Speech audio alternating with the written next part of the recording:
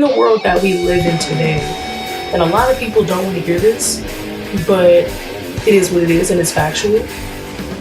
Appearance is everything, because why are you having a parasocial relationship with somebody that doesn't know you? That you having a little bit of popularity does not make you entitled to treat people a specific way or to have access to specific things.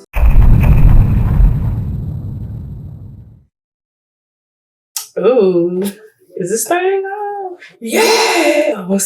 Hey y'all, what's up? It's Chemistry Bliss, the highly favorite here. Jeez, I don't think I've done a social commentary in a good minute.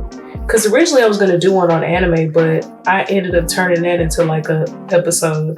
I mean, if y'all want, I can display the information as a social commentary. It's up to y'all though. But today we're going to be talking about a topic that I feel like has, I don't know, it's just been, I wouldn't say it's been weighing heavy on my heart, but it is something that I have been very frustrated about. And we're going to be talking about, the micro celebrities, the influencers today. But aside from that, let's get shapoppin, shall we? Okay, so there has been a question that has always lingered in the back of my mind. And I would always think, I would just be like, why do people want to be famous so bad? Why does everybody want to be an influencer? Why is it so deep to the point of where a plethora of youth?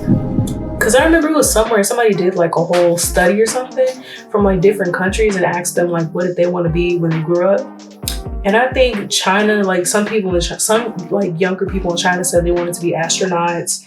You had other people in different continents saying they want to be this, that, and the third. And you got the United States talking about, I want to be a YouTuber. I'm just like, all right, you can technically do that. How do I put it? A more stable career, essentially. You can be a YouTuber and have a more stable career at the same time. And it made me wonder a lot. And after a lot of life experiences and really just observing other people in different fields, I think I may have the answer. I think I may have just stumbled upon it. It's external validation. I'm dead serious. It's external validation. And this whole video is going to be breaking down the specific ways, right? So we're going to start with number one. Because when it comes to influencers or micro celebrities or whatever the case may be, in order for them to continue to do the things that they're doing, you need to build a community, a sense of community or a worldwide audience or whatever the case may be. So there's 3 different ways where people will do it, right? And how they will use these 3 ways to get external validation. So the first one is relatability. Just in general, just relatability. So what some influencers will do is in order to, grow a fan base or something, they'll share their life experiences. And sometimes some people will even make up specific situations in order for people or the consumers or the audience to be like, yeah, I can relate and do. And this, that, and the third. And then lo and behold, they have a whole audience in the palm of their hands, to the point of where they can disappear for weeks or months or whatever on end, and then come back and be like, hey, check out my merch. There's a whole scholarly article that I was reading there, because I have 5 or 6 of them. So it says that the lack of authenticity led to criticisms of both the influencer and the brand. So prime example, there's this whole situation. I think there's this influencer, and I think they had a collaboration or a project or something with Volvo. And there were some people that was just heavily critiquing this influencer to the point of where it's like, okay, like, why are you collaborating with them if you don't use their products and it's not really within your niche? It's not coming off as authentic. It's coming off as you're doing this for money. The quote continues and it says, as a result, Volvo wasted resources on a useless partnership that failed to shine, or pretty much, or failed to put a spotlight on his product. Instead, the focus shifted to Lim, who reacted to the risk of losing followers and influence by retracting, and pretty much she apologized on her post. Right? And the thing that I do kind of find a little frustrating when it comes to the whole influencer aspect is, I don't know, it kind of causes us to kind of throw discernment out of the window to the point of where, as long as this person seems like they're able to relate to us in some shape, form, or fashion, it's cool to just watch this person and do whatever. But behind closed doors, this person is probably using somebody else's life experiences in order to gain a following. Because there's been so many situations where even in the finance field, like so many different fields, where people get caught up in these scams because of these guru and influencers and other people, by using a fake story or other people's stories and saying, hey, it was just like you. I was a brokey that was struggling from paycheck to paycheck, and then I got into the stock market, and now I'm a cajillionaire. If you join my course, I can help you be rich, just like me. And meanwhile, nobody even knows or realizes that this person was either born into money or they were scamming people, and that's how they got their money. And then another example. So prime example. So from the years of 2014 to 2022, 23, I used to cosplay on and off or whatever, right? So I didn't start really gaining a lot of friends and stuff until maybe the 2019, 2020 mark, maybe. And it was to a point of where I noticed there was a lot of people that would say things like, oh my gosh, I'm cosplaying because this is, I love to do it. I don't care about the likes and the clicks and the views and do. But behind closed doors, these same people were complaining about how they didn't get this many likes on their post. And it would get to a point of where they dang near would be having their phone attached to their hip, checking them likes and them views every 15 seconds. And whenever they would not have a certain amount of likes or whatever the case may be, they would literally be super passive aggressive and coming at their fans or whatever hard. And it wasn't even just cosplayers. It was like social media influencers outside of cosplay that also is in the whole nerd, niche. And it got to a point of where I kind of was like, okay, when are we going to be honest? When are we going to be honest? Because you can't sit and say, oh, I got into this or I do this because it is fun, it is enjoyable, it is something that I love to do. And at the same time, behind closed doors, you're lying about the fact that you're in it. That's what you came into it for, but you're lying about the fact that you're in it for the fame, for money, for clout. A lot of people would really hurt themselves less by just admitting that. But because of the fact that they don't want to lose a following or whatever the case may be, they say some of the most cliche answers, or they say what other people, would expect them to say in order to keep, a tight knit on those people and get them to pay for their prints and stuff like that. Right? I don't know. It's just, it'd be crazy. It's to a point of where it's they care more about, their reputation and looking relatable and as if they're a girl's girl or a guy's guy or whatever the case may be, more than just being authentically themselves.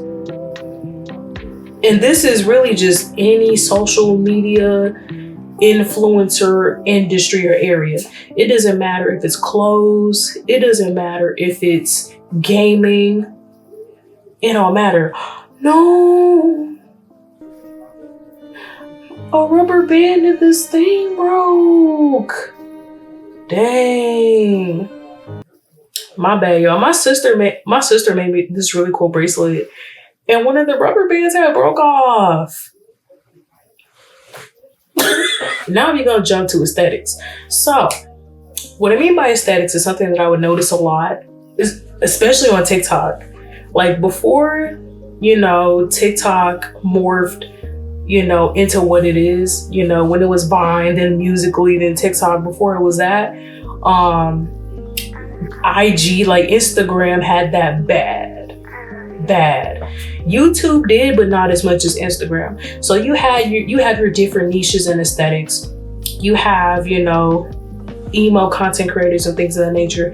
Then you have super girly content creators, and then you have your makeup gurus. And even when you have like the makeup gurus, you have the girlies that will do a specific kind of look, and you have people within those specific niches, right?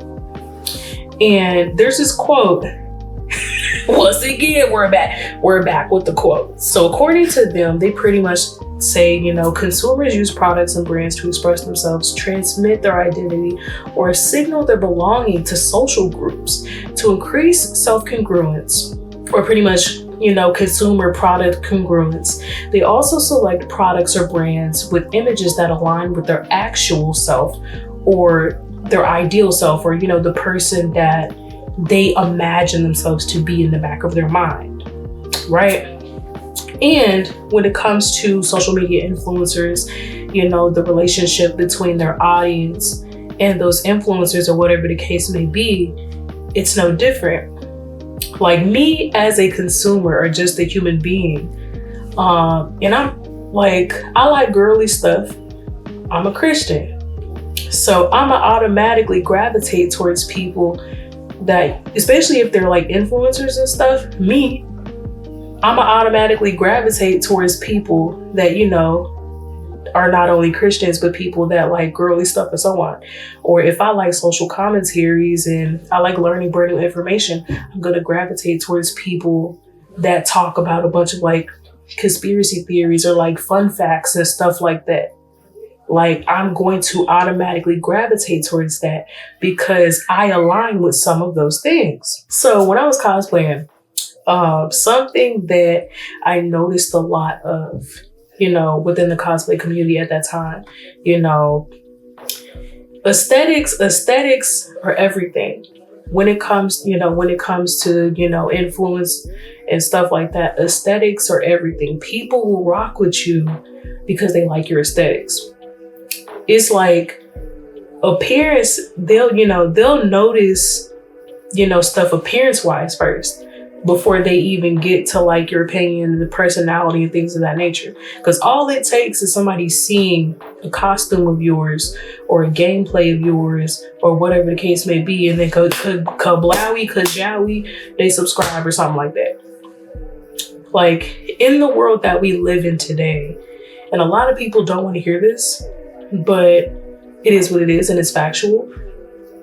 Appearance is everything. It shouldn't be everything, but it is. Like, it's to a point of where you go to a restaurant and because it looks good in the picture, people will be like, oh, it looks kind of interesting. The chicken look a little juicy.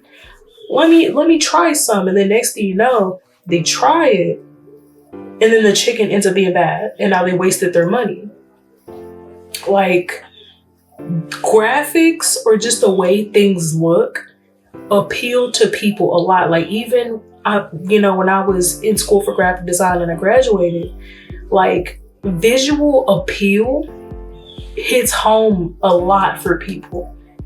So graphic design, essentially all it is, you're combining text and visuals together to convey a message, whether it's a message that means something or not, but it's still using visual appeal to attract other people, so they are appealed and attracted to what they see in. Because trust and believe, like as a kid, I was always attracted to like just bold colors and things of that nature.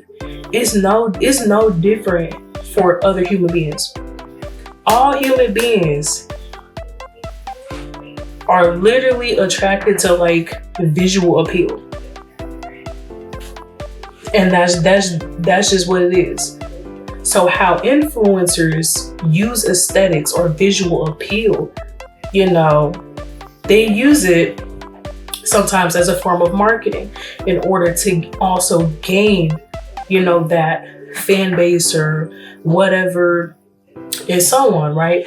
Because if their gameplays are like graphically or visually appealing, or if they themselves are visually appealing or whatever the case may be, they have the ability to keep said people around.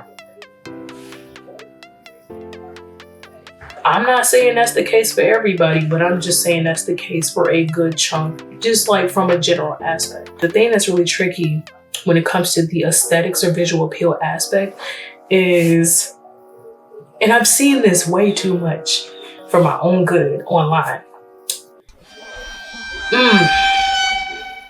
When people put the visual appeal and aesthetics of these influencers over their activities, not even really just their activities, just like who they are as a person, it becomes very problematic to the point of where people, you know, people are more entertained by like what that person looks like, and oh, as long as this person, you know, gives me visual appeal, it's kind of like a bit of a transactional relationship. Like, okay, like, yeah, this person is problematic, but their visual appeal is cool, and that's all that matters to me. Like, it creates that very slippery slope that a lot of different influencers and cosplayers and many other people, it creates this whole bridge of where, okay, as long as I'm visually appealing, or as long as what I'm presenting to other people are visually appealing, I can get away with or do whatever I want.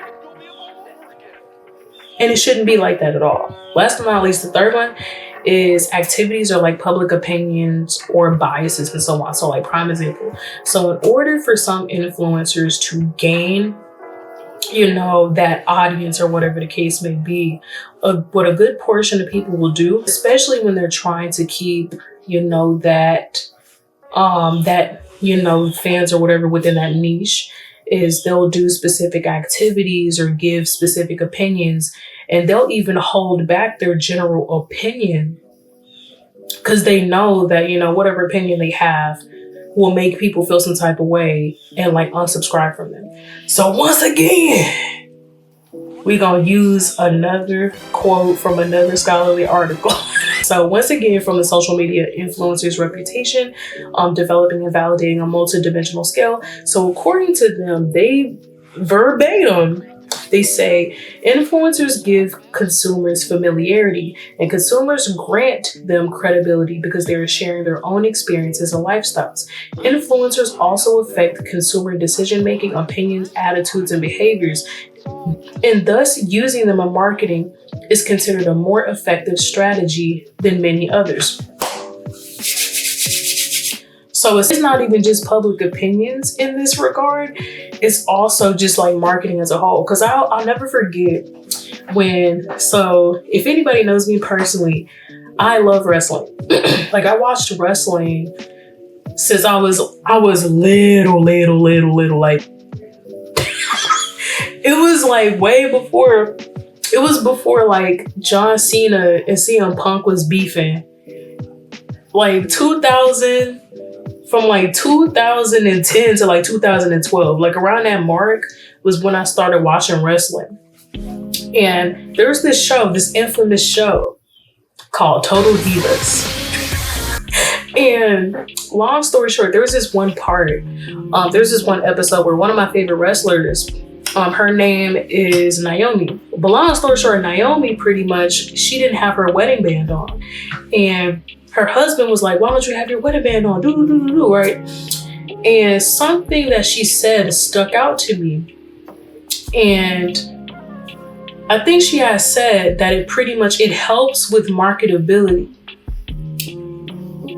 And I heard that. I didn't know what to say. I was just watching it to see how it was gonna go. But when I thought about it as an adult, I was like, you know what? That's all right. Because something I noticed is in a lot of different spaces, you have people that will market themselves as if they're single or someone, and they be taken the whole time. And they know that deep down, if they straight up just come out the windworks and it's like, hey, I'm taken, a good chunk of some of those people will lose said followings. So what they'll do is they'll do specific activities or hold in specific opinions, or they'll say specific opinions out loud that they know some people or a lot of people will be in alignment with in order to either gain or keep said fan base. Because there have been times where I have seen content creators just in general talk about how when they pretty much soft launched or hard launched their significant other, you had dudes complaining about and got mad and unfollowed them. And I'm just like, that's weird, because why are you having a parasocial relationship with somebody that doesn't know you, is not in a romantic relationship with you, let alone a marriage? It's the same thing with the first and the second thing. Just the lack of discernment. People can tell when you're being authentic or not. It doesn't matter what activities you do. It doesn't matter what opinions you say out loud, or opinions that you keep to yourself. People can tell when you're being authentic and when you're not. When it comes to, influencers and things of that nature, like the main three things that they typically do in order to grow their fan base or to grow close to said fan base or gain is pretty much to focus on on their aesthetics or their overall, like what niche are they going to get into, what activities or public opinions are they willing to, publicly put out there, and then also making sure that they're relatable in some shape, form, or fashion. Because even in art or just media in some shape, form, or fashion, some of the very ways that, a lot of art is put out there or is understood more, and it holds dear within people's hearts, is them having the ability to relate, and at least understand or sympathize pertaining to the message of said art pieces, right? So now we're going to be talking about my full thoughts. All right, so I'm going to do it in subgenres as well. So the first one is going to be talking about influencers, micro-influencers, well, pretty much influencers, their influence and entitlement. So it says, and I quote, Indeed, Campbell, and Farrell. So these are pretty much like two other people that they used, within their article. So it pretty much says Campbell and Farrell classify existing celebrities who use their fame on social media as the highest level of influence, while mega influencers are online celebrities that amass celebrity status only within their social media following based on their influencer activities. So in other words, celebrities have an extremely high social status, while mega influencers are just online celebrities. And they're getting popular based on what they be doing. But that doesn't necessarily make them a celebrity though at the same time. Because it reminds me of how sometimes people will have a very puffed up spirit or attitude and will be like, do you know who I am? And sometimes I would sit there and I'd be like, no, I don't. And it's to a point of where I feel like some people don't understand that Just because you are popular within a specific niche, it doesn't mean that the whole world is going to know who you are. And I feel like in that regard, it's a little arrogant.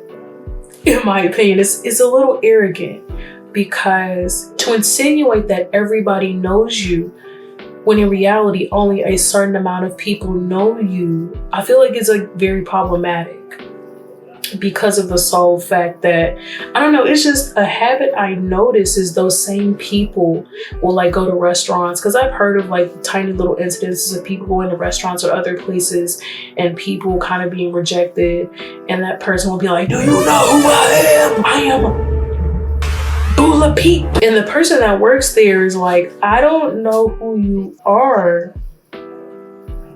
I'm just doing my job, bro.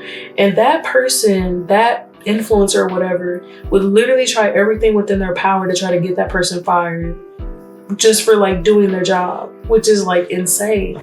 Of what a lot of people have got to understand, that you having a little bit of popularity does not make you entitled to treat people a specific way or to have access to specific things. You are just a normal person that may have a little bit of a higher social status than just regular people. You're still a normal person though.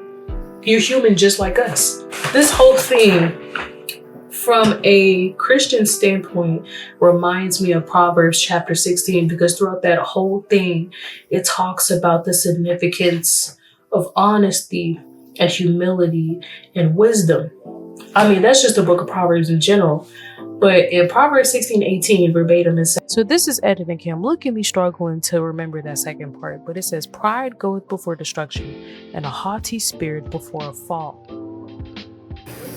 Warning comes before destruction, meaning that you can sit here and be arrogant all day long. It's like when it comes down to it, either God or people that God will put in place will literally warn you about a specific thing or the way that you're behaving before it gets out of control and it gets dangerous.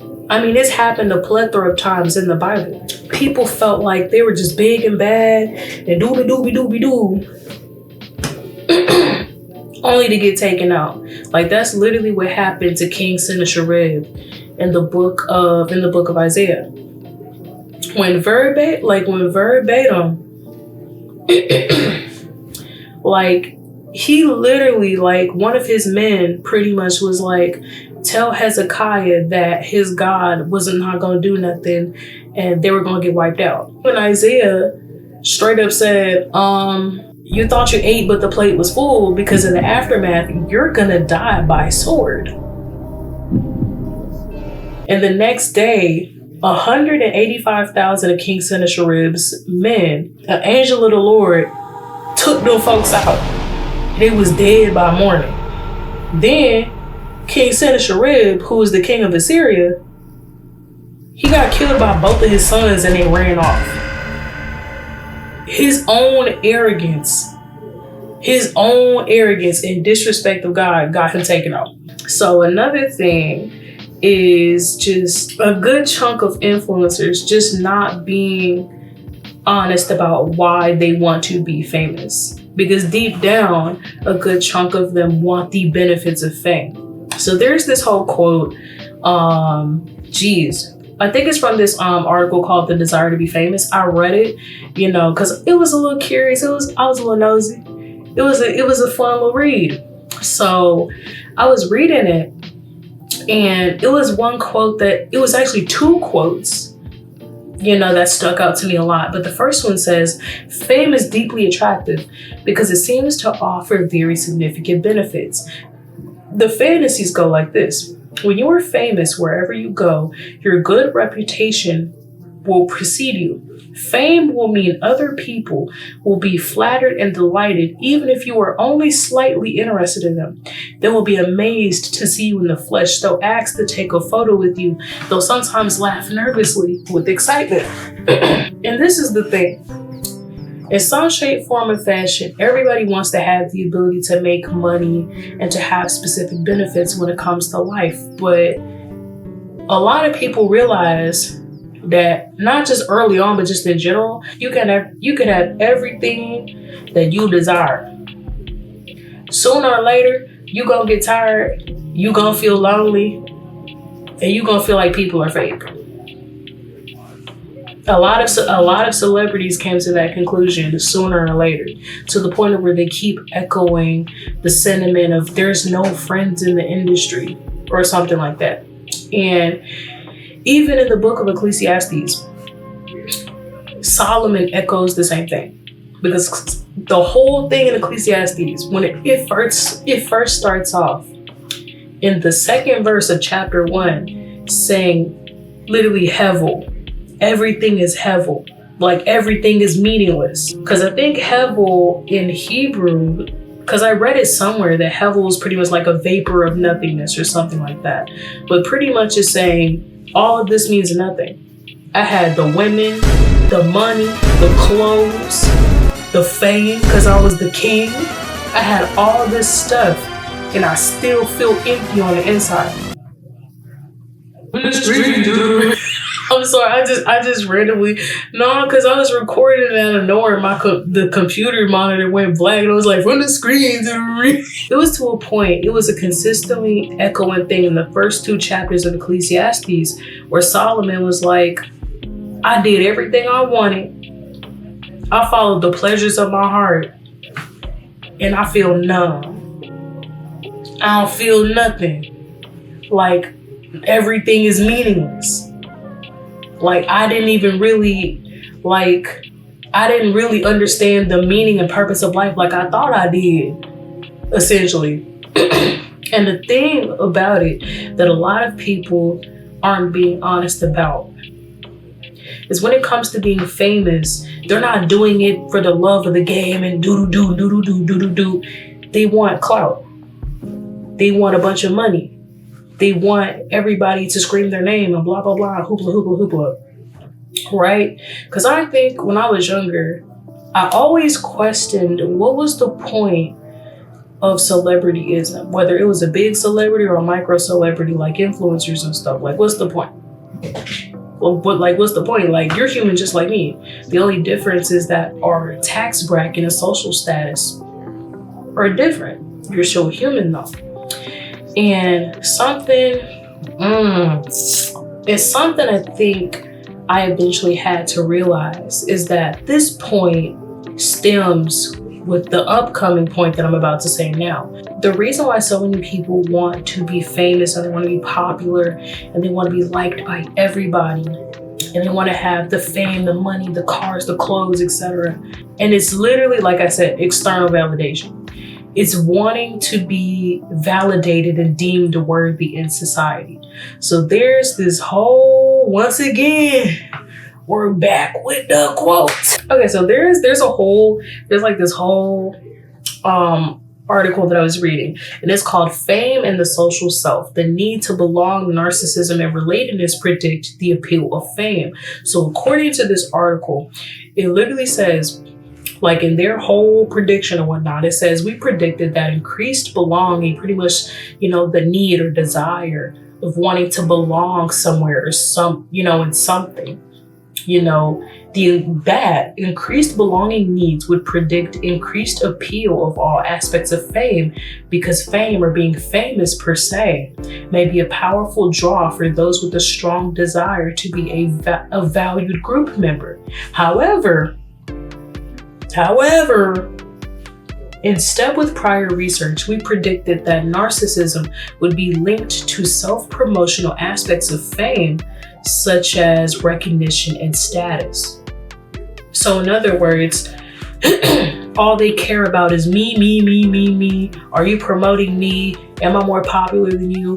Do I make more money than you? Do I have more cars than you? And so on, right?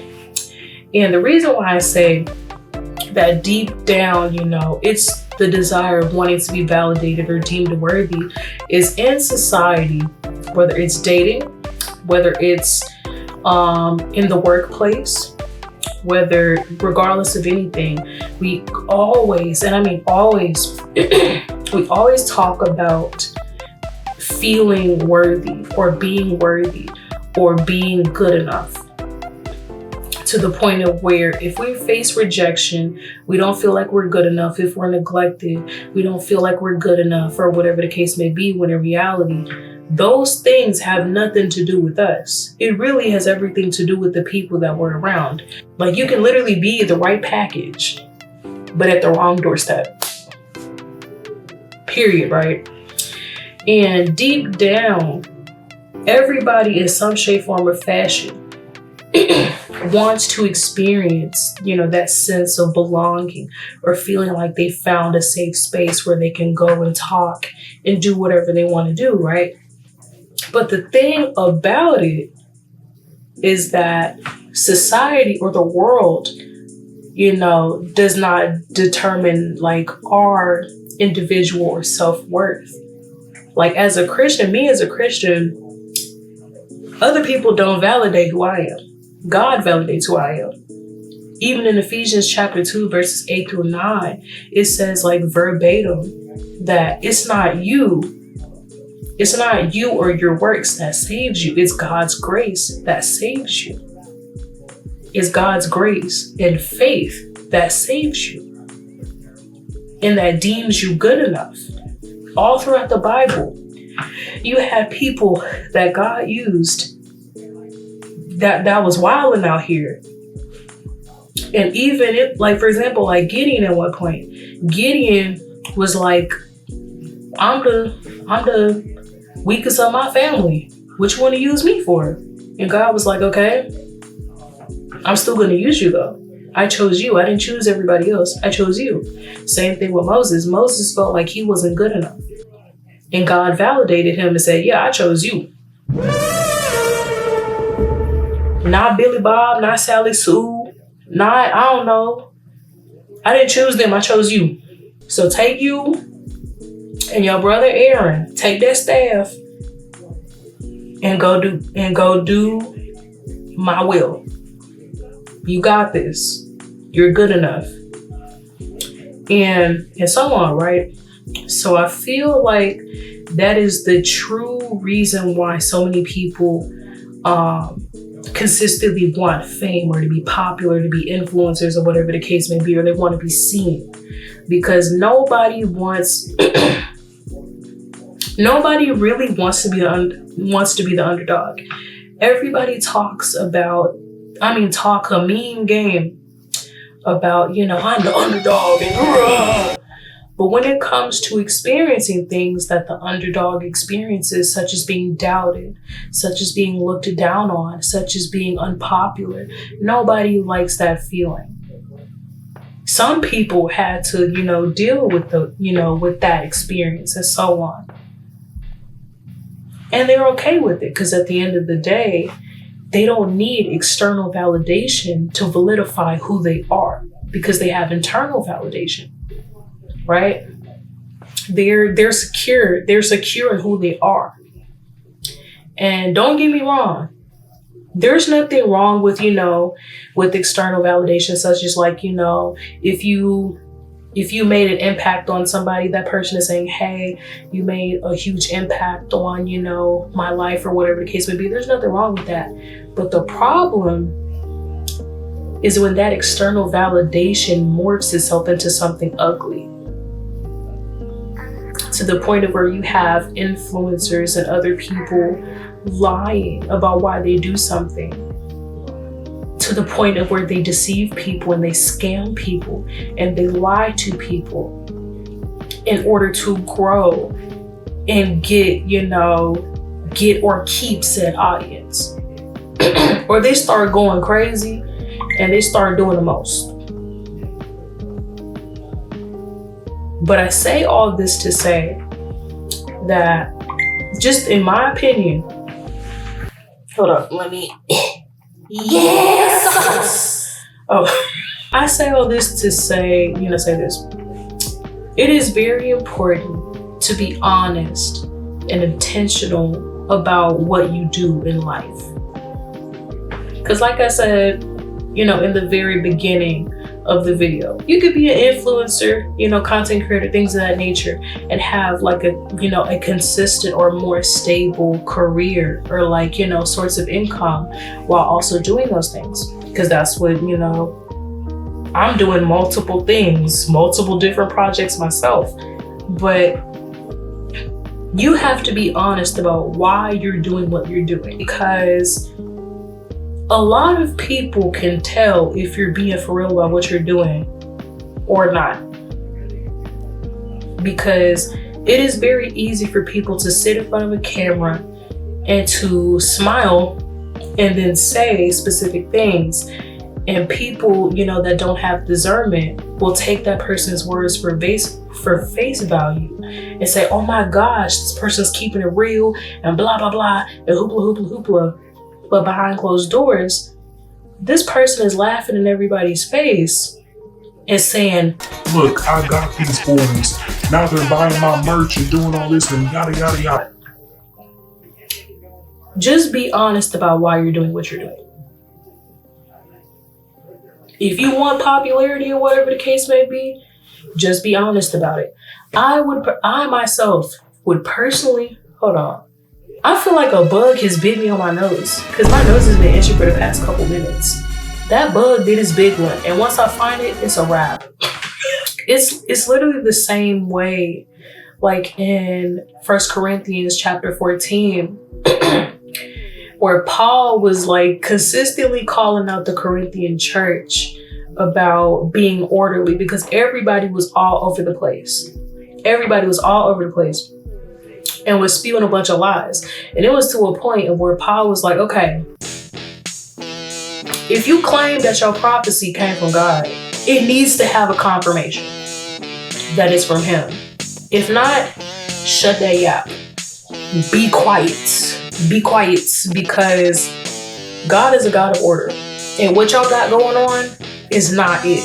All it literally takes, whether it's organized chaos or just general chaos, all it takes is just a chaotic thought or chaotic influence to change things from like a small amount of like chaos to like a full-blown crazy buffoonery. And it was to a point of where Paul had to come in, like really in 1 Corinthians and 2 Corinthians, he had to come in and literally tell these people like, hey, like y'all on one for real. Like y'all not right for that. In the same sitting, people will try to use 1 Corinthians chapter 14, especially 33 verses 34, to sit and be like, oh my gosh, all the girlies, be quiet. You're not allowed to talk.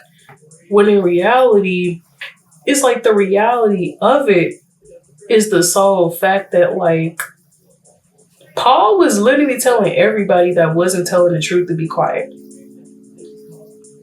He was literally telling people to be respectful of the speaker. And so back in ancient times, women were not allowed to participate in the assemblies. That was like the civil law. And people use 1 Corinthians 14:33 verses 34 to be like, shut up and don't talk, don't do nothing. When in reality, before that and even after that, women have the ability to pray and prophesy outside of the assemblies. All throughout the Bible, there have been times where women have been leaders and prophets and spies. So this is why I say intentionality is everything. Paul was literally telling people, okay, follow your God-given responsibilities as a Christian and follow the civil law. The same way with influencers and some of the negative influences that some of these influencers have on people is the same way some of y'all Christians will use 1 Corinthians 14 to try to choke slam women and try to say disrespectful things about them. Because at the end of the day, if God is calling on someone and is using them to do a specific thing, it doesn't matter if they're a man or a woman. If the confirmation has already been there and it is actually God that said, yeah, I approve of this person doing said thing, or I gave that person the confirmation or the calling that this is the call on their life to do said thing, your opinion does not matter. It never mattered, Bookie. Sorry. Paul understood. Because, Paul wasn't a social media influencer, but even Paul understood that the things that you do have influence on other people. So let what you're doing and the reason why you do it, let that be intentional. Stop all the cap.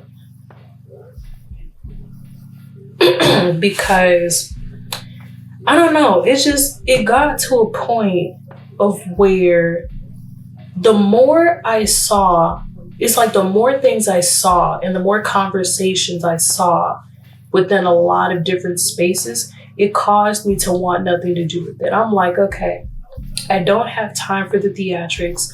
I don't have time to sit in front of a camera and pretend and try to make all of these spaces to try to make it seem like I care about people, when in reality, I care about putting my name out there. Like, stop all of that. Stop it. Be honest about what you are doing. Because at the end of the day, your why should always be why you are doing something. Your why should be your motivation for why you do what you do. Your why is your intention. It is your testimony. And last but not least, it should also be echoed within whatever it is that you're doing.